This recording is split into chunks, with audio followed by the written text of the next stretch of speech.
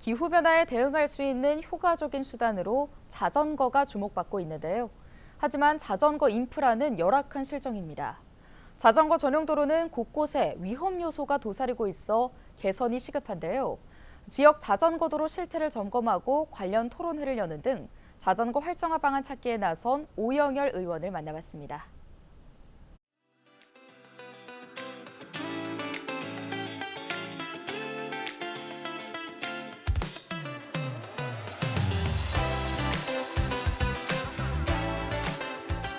우리가 흔히 알다시피 기후위기 문제가 있는데요.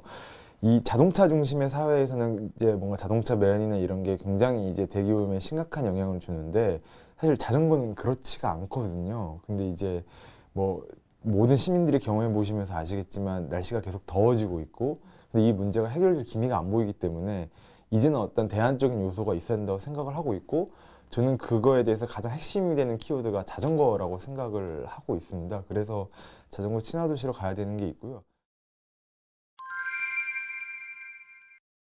자전거 이용률 같은 경우에는 자전거 교통 수속률이라고 표현을 해요. 그러니까 교통수단으로서만 이제 자전거를 얼마나 이용하는지에 대한 통계치인데 이게 우리나라가 보통 3%를 못 넘습니다.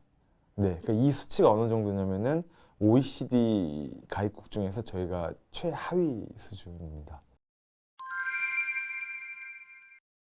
자전거 인프라가 굉장히 열악해요. 그러니까 우리나라는 사실 자전거 타지 말라고 도시 설계를 해놓은 느낌이긴 하거든요. 소위 말해서 자전거 선진국이라고 불리는 나라들이 꽤 있습니다. 유럽이 있고 일본도 있고 그러는데 이 나라들의 공통점은 어렸을 때부터 자전거를 왜 타야 하는가에 대해서 거의 우리나라에서 뭐 국영수 수업 받듯이 그 나라에서 수업을 받거든요. 그러다 보니까 자연스럽게 성인이 돼서도 자전거를 꾸준히 타는 게 있는 반면 우리는 그런 정도의 어떤 교육이 없기 때문에 그런 점에서도 자전거 이용률이 안 늘어나는 이유에 좀 원인이 되는 것 같습니다.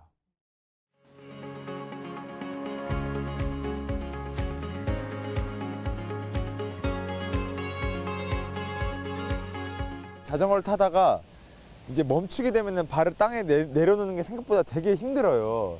근데 이제 외국 사례로서는 발을 이렇게 거치할 수 있는 신호가 걸렸을 때 그런 것들을 설치해 놓은 작은 디자인적인 요소들을 보면서 좀 그런 아기자기한 것들부터 시작을 하면 좋지 않을까. 왜냐면 사실 가장 베스트는 자전거 도로를 확충하는 건데 그거는 불가능할 것 같아서 좀 작은 것부터 해보고 싶다는 욕심이 있습니다. 그 진관동에 모짜리꼴이라는 큰 호수 부지라고 해야 될까요? 호수를 끼고 있는 부지가 있는데 그게 몇 년 동안 되게 낙후되어 있었어요. 근데 아무도 관심이 없었고 거기를 뭔가 개선하겠다는 것도 없었는데 그곳을 이제 관리하고 계시던 어떤 그 도서관 관장님이라고 해야 될까요? 작은 도서관 관장님께서 그거에 대해서 조금 이제 허심탄회 얘기를 해주셔가지고 저도 이건 아니다 싶어서 총 어떻게 하면 그 부지를 개발할 수 있을까 되게 고민을 많이 해가지고 좀 큰 금액의 액수를 끌어와서 그 부지를 크게 잘 이제 개선을 해서 저희가 지난달에 이제 모짜리꼴이 이제 그 잘 완공됐다는 행사를 한 적이 있는데 그때 정말 주민분들께서 많이 좋아하셨어요. 그래서 저 개인적으로도 가장 인상 깊었고 가장 뿌듯했고 뭔가 의정생활에 가장 기억에 남는 에피소드이지 않나 싶습니다.